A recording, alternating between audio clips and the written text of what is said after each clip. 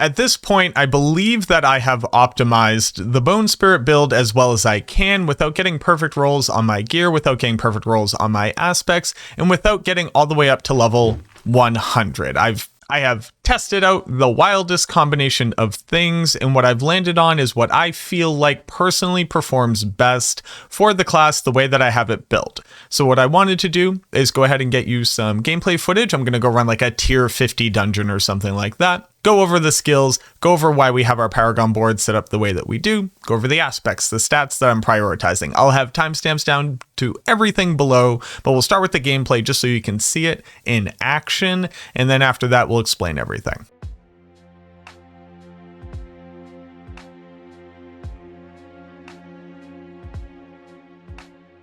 We have a Dark Ravine dungeon here. It's tier 50. These are the nightmare mods. At tier 50, we don't really worry about the mods that are on maps at this point, because realistically, we're able to push into tier 60 as long as we're willing to play smart. And that was after a lack of optimizations that we've made recently, and I think that we would easily clear it out. But I just wanted to go ahead and show you it's a pretty simple gameplay loop.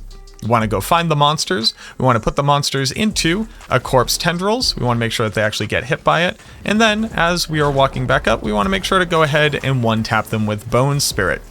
You'll notice that I don't have any generator skills on my skill bar right now as far as essence is concerned, but we are near max capped essence the moment that we initiate a fight. And the reason why that is because we have optimized to the point where we don't need the prototypical essence generators like corpse explosion or anything like that. We're able to completely subsist off of the umbral aspect, getting us a ton of additional essence whenever we hit a huge pack of monsters. Our bone prison also generates us additional essence. Our bone spirit no longer needs the additional crit chance, so we're able to use that to generate more essence as well. So every single time that we're initiating a fight, you'll see that we're at near cap for our essence. We're able to use Blood Mist to get out of CC, then walk back up and one-tap the monsters. Now, it does require corpse tendrils to have a near continuous uptime, so we've also prioritized for cooldown reduction and having as many ranks in it as possible, since we basically want to be able to re-corpse tendrils every single time that our bone spirit is off of cooldown. And you'll see here that corpse tendrils is a major way, in fact the only way, that we're generating the blood orbs that we need for Fortify. The blood orb generation from Fortify is actually so incredibly powerful because it's based off of your max life as opposed to your base life. You'll also notice that we're using Bone Prison as a source of generating Fortify, and also our Blood Mist will generate Fortify on top of that. So it basically means if we need to start the fight with a proactive Blood Mist, we can generate some Fortify. If we get the corpse tendrils off, we can pick up the orbs for Fortify, and in a pinch we can also drop down the Bone Prison for additional Fortify. And finally, being able to get that onto our kit meant that we can now prioritize stats that say additional damage reduction while fortified, which is one of the stronger stats that are available in the game.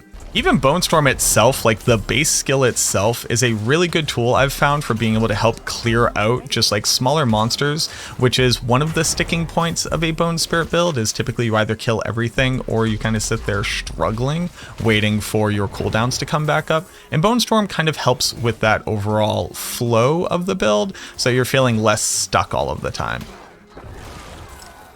But that big corpse tendrils pull and then explosion is absolutely one of the most satisfying parts of playing this build. And you'll notice like how nonchalant we are, as I'm just typically ignoring most stuff until I'm at a point where either my cooldowns are up or I feel good enough to turn around and engage the fight.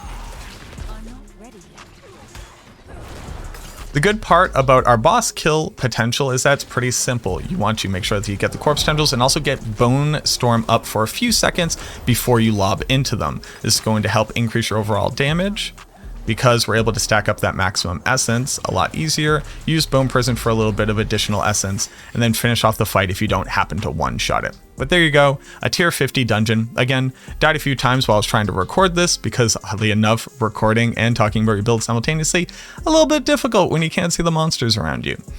But I think that tier 50 is a really good benchmark for whether or not your build is currently competent, especially if you haven't reached level 100 yet. If you're clearing out this, you're probably doing pretty well, or at the very least, you're able to farm for your glyphs at a pretty decent level. Now let's talk about the build. And again, this is going to have timestamps down to everything below if you're looking for a specific thing. I will be updating the Maxroll guide now that I feel like I've gotten the build to this point. So if you don't see it immediately updated, I'm a human being, got to get the work done, got to go through the process, give it a little bit of time. But I am going to explain this in excruciating detail because I know people are going to wonder why I made the decisions that I did, how I've slotted things onto the build. And if you know me, I'm a big nerd, so let's go ahead and get into it. Just for the base skills real quick, again, if you didn't watch through all of the gameplay, we've made some pretty big choices here where we're no longer consuming corpses at all. That's probably the biggest change. That's allow us to re-optimize our Paragon boards, re-optimize our build as far as skills and the skill tree is concerned, and also given us a lot of options for slotting in different utility. But I think that what we have right here is absolutely the best. Reap is still being utilized for generating corpses to initiate fights. And the interesting thing that I've noticed here is that now that I have enough survivability on my board, especially in scenarios where there aren't a ton of monsters being pulled in by corpse tendrils, you can actually use Reap to generate some essence while you have them stunned for a good amount of time. So oddly enough, now that we've gotten to the end of the spectrum of the Necromancer, sometimes I am using Reap to just kind of get 15, 20 essence real quick to top off before I launch my Bone Spirit. Bone Spirit, not much different here. We are using the Bone Spirit generates essence since we're at max cap critical strike chance, and having an additional 10% critical strike chance wouldn't net us any additional benefit. Bone Prison was a late addition to the build where I was wondering whether or not you could use this over Blood Mist. I opted to just use both of them.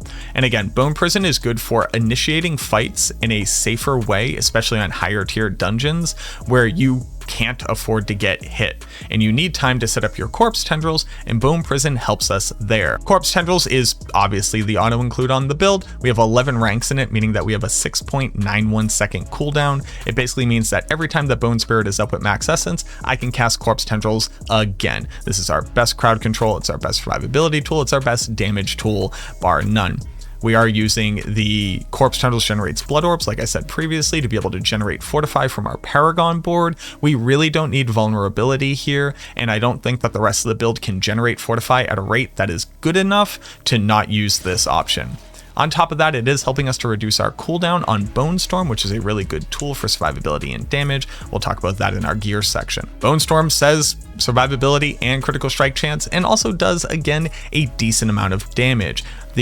Probably the most important part about Bone Storm is that it's actually able to activate our Bone Graft Paragon legendary node, so we can actually get the maximum essence and damage out, so our Bone Spirit is able to put out as much damage as possible. Without that, basically the board's legendary node is kind of useless, and we'll touch on that more in the Paragon tree. And then Blood Mist. I'm finally at the point where I'm able to get additional ranks from my gear on Blood Mist, meaning that it has the lowest cooldown that I can currently get it to at 17.5 seconds. Not only is this our oh no button for wherever we are stuck in crowd control, but it's a great option for generating additional Fortify before we've started any fights, or getting a little bit of additional Fortify before we walk into our next fight. I did play around with the generates corpses and also the Blood Mist explodes corpses, as well as Blood Mist leaves behind a shadow trail of damage. And it turns out that if you use that offensive aspect of Blood Mist generates a poison cloud, it increases the rate that you generate Fortify.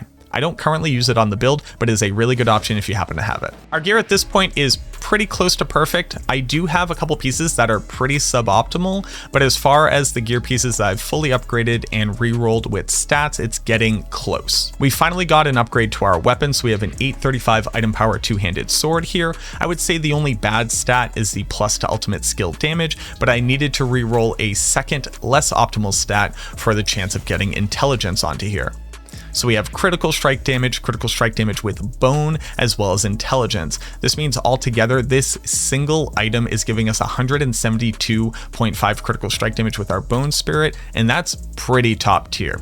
2600 damage per second, and then a perfect grasping veins roll on it is giving us that 40% chance to crit after we cast corpse tendrils, and an additional 120% multiplier of all of our crit damage against targets once the corpse tendrils has actually dealt damage on the pull. For the boots, we have Corpse Tendrils, Bone Spirit, Dodge Chance, and Movement Speed, with Evade grants us additional movement speed. And I'm currently using Eluding Aspect for a second option of getting out of dodge whenever we're stuck in crowd control and taking damage. For our pants, I finally found Blood Mist ranks on it as opposed to the Corpse Explosion ranks that we had previously. I was able to roll maximum life on it, so I have damage reduction while fortified, damage reduction from distant enemies, Blood Mist charges, and then close to 1,000 max life, as well as when we are low, our potions actually generate barrier as well for additional survivability. We're using Shielding Storm with a Maxroll here, which I think is a auto-include and necessary aspect on this build as far as survivability is concerned. I went out and found some pretty awesome gloves here. So they rolled with Lucky Hit chance to generate primary resource, which is nice whenever we use Corpse Tendrils, Blood Mist, or Bone Storm with continuous AoE hits there. It also had critical strike chance and attack speed, and then I re-rolled its suboptimal stat for additional crit damage with bone skills. Now that we're not using Corpse Explosion, I'm not using Howl from Below, so it was a lot easier to slot in a ton of additional damage here. And then you'll notice that our aspect is 1 part survivability, 1 part damage. So Retribution says that distant enemies have a small chance to stun themselves whenever they do damage. I don't think that this really adds up to a ton of additional survivability in higher dungeon tiers, but it does help in overall survivability in clear speed and lower dungeon tiers when you're just trying to speed farm. And then the secondary stat says that whenever monsters are stunned or whenever you finish a pull with Corpse Tendrils, you just get a 40% damage multiplier, which is kind of high key, really strong, and something that I think might get overlooked every once in a while. On the chest armor, we have flat out damage increase and then damage reduction, and total armor. We're also using Elites generate barrier whenever we deal damage to them so that we can start fights and survive fights a lot better. This also helps to generate early barrier up against the bosses at the end of a dungeon. And then the helmet, maximum essence, maximum life, dexterity for crit and dodge chance, and then crowd control duration. I think that the helmet is one of our weaker pieces here. It has a really low roll on maximum essence, and the maximum life is also nothing that's really that impressive here. I just haven't found a better one yet. On here, we are using Disobedience. We're able to very quickly stack that additional 50% armor considering Corpse Tendrils hits a ton of targets, Blood Mist hits a ton of targets, and Bone Storm hits a ton of targets. I think we have basically a perfect ring, or as close to a perfect ring as I would like. Maximum essence roll is perfect, critical strike chance, maximum life, and critical strike damage. On top of that, we have a near perfect fast blood, saying that every single time that we pick up a blood orb, we reduce the cooldown of our Bone Storm by 0.9 seconds. So when you pull in 10 mobs with Corpse Tendrils, you hit about 3 to 5 blood orbs on average. Means that we're just reducing Bone Storm every single time we engage a fight by about 5 seconds, which helps to keep it up as often as possible so we can rely on that damage increase as well as that survivability. Our second ring is a little suboptimal. Damage to injured, critical strike damage with bone, critical strike chance, and lucky hit chance are pretty decent. I would re-roll the damage to injured enemies, but if you notice, this is one of our lowest item power pieces of gear, and it's because I have a 3-roll umbral on it, and I just can't replace that at this point. And then our amulet is basically garbage for us at this point. It says +2 to corpse skills, which helps with Corpse Tendrils. That's fantastic for cooldown reduction, but we don't use Fueled by Death. The overall cooldown reduction is fine, but it's not a high roll. And then total armor again is okay, but there are better affixes available. I just haven't found a better one to replace it with. And on top of that, I have a near perfect ossified essence passive on this, which we recently proved is actually a multiplier as opposed to additive, which the little plus symbol would indicate that it's additive, but the tooltip is just incorrect in that regard. So this is actually a huge damage multiplier for our build, and I don't want to replace that with some suboptimal skills on the rest of our pieces of gear. We're slotting in gems that say increase damage reduction while fortified now that we can have near permanent uptime on fortify. We're slotting in critical strike damage against crowd control enemies since we no longer have any sources of vulnerable, and then skulls in our gear to generate armor since that will both decrease physical damage that we take as well as decrease elemental damage that we take as a smaller coefficient. For the Book of the Dead, since we're at 100% chance to crit, we're sacrificing defenders for additional resistances, still sacrificing shadow mages, and still sacrificing Iron Golem for a big boost to our critical strike damage. Into the skill tree very quickly, Acolyte's Reap, we put the 3 points into Unliving Energy. I do have 3 points into Hewed Flesh. Still, I feel like there are some scenarios where our AoE damage is generating corpses that we would otherwise need to rely on Reap to be able to re-engage fights or walk into a second wave of fights against tanky elite monsters. I took out these 3 points, and you do have that as an option. And I sometimes felt like I was up a river without a paddle when I didn't have extra corpses available. So I think this one comes down to playstyle, and I would need to test it slightly further before I lean one way or the other. Maxing out Blood Mist for cooldown reduction, and then going up into Dreadful for Fortify. Only 1 point into Bone Prison. We don't need to worry about the cooldown on Bone Prison as much, since our passives for the Bone Tree reduce bone skills whenever we cast our Bone Spirit with a ton of additional essence. So this cooldown is up pretty often, but additional skill ranks here would decrease the amount of time that you would have to wait to be able to use it. And then we're using Dreadful for that Fortify bonus. 3 points into Death's Embrace, since I kind of always want to be up in the face of monsters. Max out Corpse Tendrils with Blighted Corpse Tendrils, max out Bone Spirit with Dreadful Bone Spirit. 3 points into Serration for crit, 3 points in Rapid Ossification to decrease cooldown not only on Bone Spirit, but also on Bone Storm and on Bone Prison.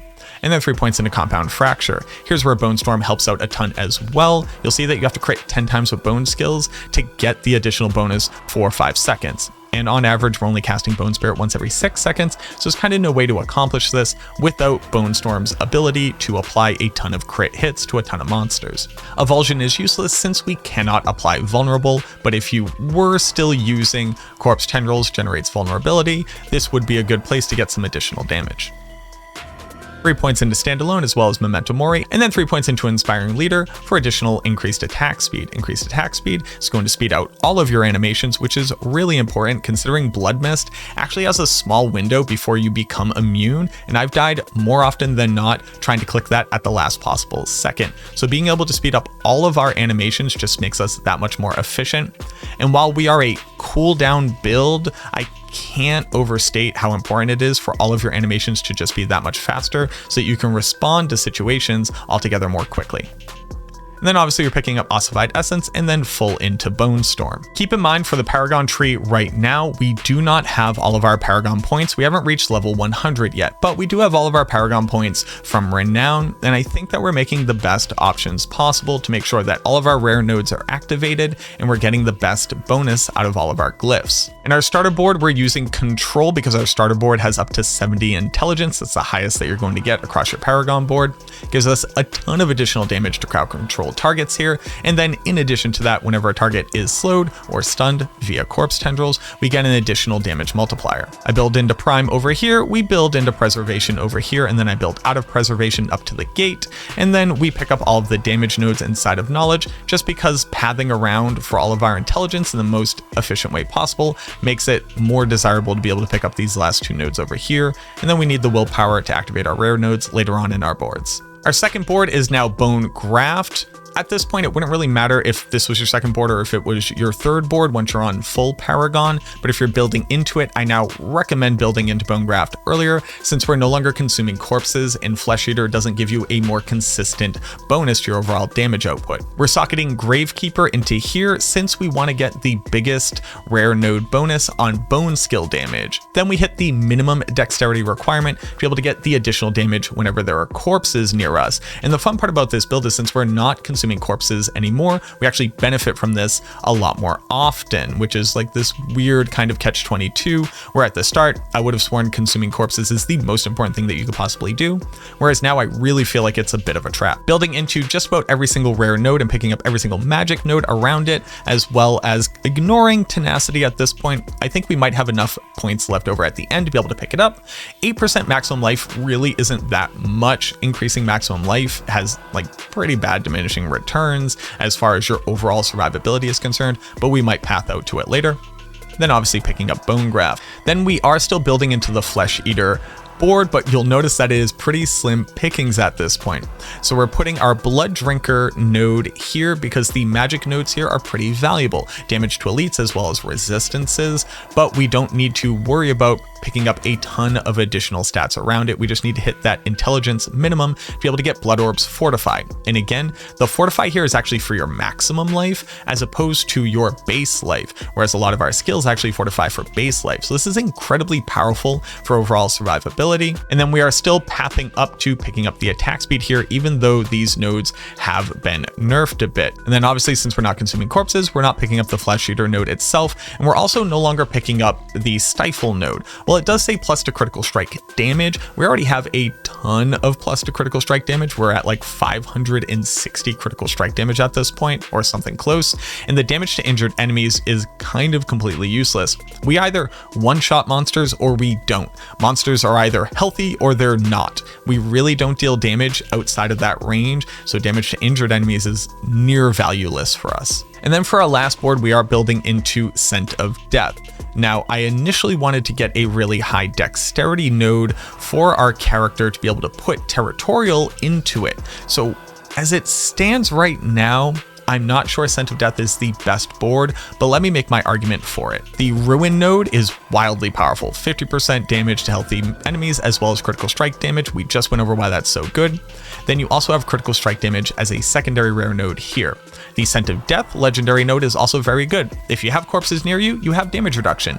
That means that if you started a fight, you probably have corpses near you, so you're just tankier. If you haven't started the fight yet, or when there are no corpses around you, you do more damage. So we either increase our one-shot potential or increase our survivability when things don't go out well for us. So I think that the node is worth it. The damage to healthy over here is worth it with crit. The additional crit damage over here is really great. And then if you look at where you can pick up the dexterity within its radius, it is all centered around the preservation node, which is actually good. Additional armor, additional intelligence, we like that. As additional armor around it, we like that as well. And the opposite rare node over here is damage to injured, which is completely useless to us, and we don't need to path over there at all for dexterity. So I think there's a really good argument for this being the fourth board, and there's potentially a world where we actually build out to a fifth board just for an additional glyph socket. I need to play around with it a little bit more. For the nitpickers, you'll notice that I have a single dexterity node right here that I don't need to pick up, and that is very specifically so I can hit the minimum requirements for Ruin. I needed a single point of dexterity, so if I either get that onto a piece of gear or I inevitably path out to somewhere else, I will obviously remove this thing, but I don't want to hear you down in the comments. I know it's there. I know it's suboptimal. What can you do? There you have it. That is what I currently am piloting as the most optimal version of Bone Spirit. Every skill on our bar either gives us survivability, essence, or damage, along with crowd control. Every skill point that we have is working towards those things as well. I've swapped out the vast majority of my stats for survivability, because oddly enough, you need a lot of damage reduction the moment that you get past anything above tier 40 nightmare dungeons, regardless of how strong you think your character is. I hope that this helps. I hope that this either becomes the definitive Bone Spirit Necromancer, or if other people have better optimizations, we're able to easily slot them in onto this build. Like I said, the gear isn't perfect, the aspects aren't perfect. I'd love to get a lot more stats onto the build. Maybe that means I could reprioritize a little bit of damage in the Paragon board, but we're kind of picking up all damage that already exists, so I'm not exactly sure how we would ever possibly make it better. But I hope that this helps you. Thank you so much for watching this video. If you haven't already, consider liking and subscribing on it as well. Leave me a comment if you think that you've come up with better math that supports a different way of building this character, with some proof that you're actually able to push higher nightmare dungeons than we are at this point. Again, I'm level 88 pushing nightmare tier 60. That means the monsters are level 114, meaning that they are 26 levels higher than me.